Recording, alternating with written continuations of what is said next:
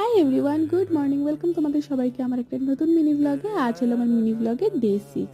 তো সকালবেলা ঘুম থেকে উঠে চলে গিয়েছিলাম ছাদে, গিয়ে দেখি প্রচণ্ড কুয়াশা পড়েছে, বাইরে কিচ্ছু দেখা যাচ্ছে না। তো তারপরে নিলাম মর্নিং ড্রিঙ্ক, যেটা আমার আগের দিন রাত্রে চিয়া সিড ভিজিয়ে রেখেছিলাম, তার মধ্যে একটু গরম জল, লেবু আর মধু দিয়ে সেটাই খেলাম।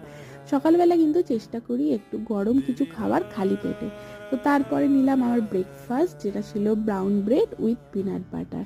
তো ব্রেকফাস্ট করে চলে গেলাম রান্নার দিকে। তো আজকের মেনুতে ছিল পাবদা মাছের ঝাল, ফুলকপি আলু বড়ি দিয়ে নিরামিষ একটা তরকারি আর শাক ভাজা।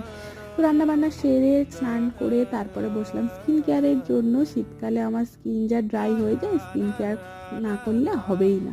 তো তারপরে বসলাম একটু রোদে। শীতকালের এই রোদটা কিন্তু খুবই ভালো লাগে।